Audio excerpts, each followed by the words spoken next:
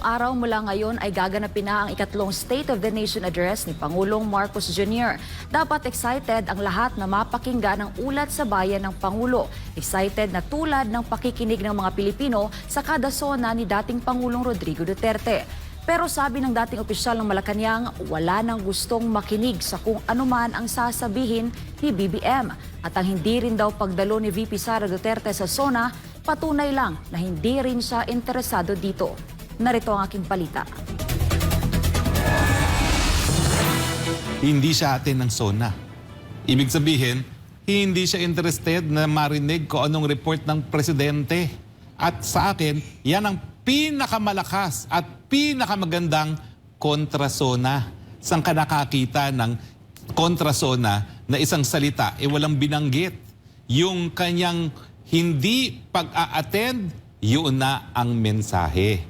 Yan ang sinabi ni Attorney Harry Roque matapos kumpirmahin ni Vice President Sara Duterte na hindi siya dadalo sa ikatlong SONA ni Marcos Jr. sa July 22. Hindi naman binanggit ni VP Sara kung bakit hindi siya dadalo sa SONA ni Marcos. Para kay Roque, katanggap-tanggap pa daw kasi ang naging unang SONA ni Marcos Jr. dahil doon niya inilatag ang kanyang mga plano kung ano ang mga gagawin niya sa 6 na taon. Nagbigay ka 3 taon ago ng blueprint kung paano tayo makakarating sa pupuntahan natin. Pangalawang taon na, inasa na tayo doon sa pupuntahan natin. Mukhang sumablay lahat. Sumablay lahat.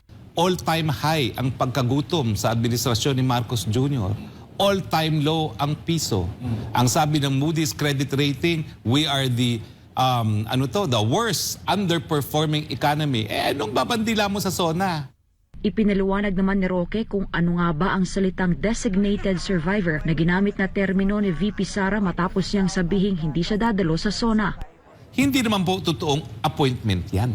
Yan po ay kumbaga figure of speech dahil wala naman pong posisyon na designated survivor, hindi gaya sa Amerika. Meron pong mga nakabinbin na panukalang batas. Nung ako pa kongresista pa, nakabinbin na yan, hindi lang binigyan ng importansya dahil din importante yan eh.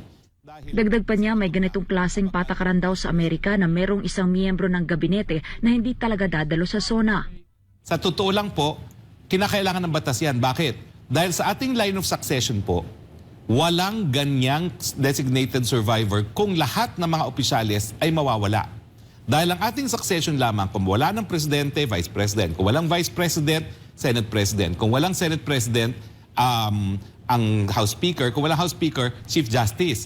Pero kung lahat sila ay mawala, wala po tayong probisyon kung sinong mamumuno. Kaya po kinakailangan ng batas. Sa Amerika, yung batas po ata, hindi ako sigurado, pero yung batas po ata ay nagsasabi na yung designated survivor, pag lahat itong 5 ito ay nawala, siya ang temporary na magiging presidente hanggang makatawag ng eleksyon, no?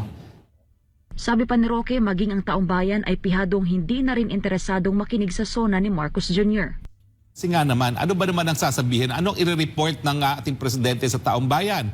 Wala naman yung pangakong 20 pesos na kada kilong bigas. Wala naman yung mga pinangakong mas mababang kuryente, mas mababang tubig. Wala naman yung pinangakong mas mataas na antas na kabuhayan. O wala naman yung pinangakong mababawasan ng korupsyon at red tape sa gobyerno. So anong i-report mo sa 2 taon na ikaw ay nanungkulan? At siyempre, ang unang nawala ay yung pagkakaisa, yung pagsama-sama para malutas ang mga problema ng ating bayan.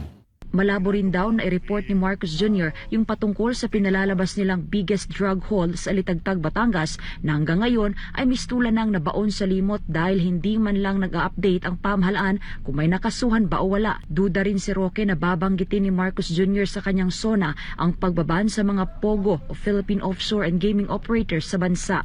Ano kaya? Anunsyo kaya niya yung pagbaban sa POGO? I doubt it. Kasi ang daming malalapit sa kanya. Involved talaga dyan naman sa speaker, sa POGO issue. Si speaker mismo, ayaw. Ang DOJ, hindi nagkomento. Bakit kaya? Ang DILG, tahimik. Bakit kaya tahimik? Ang sekretary ng DILG. Para sa Diyos at Pilipinas, Kumahal Angel Pastor S.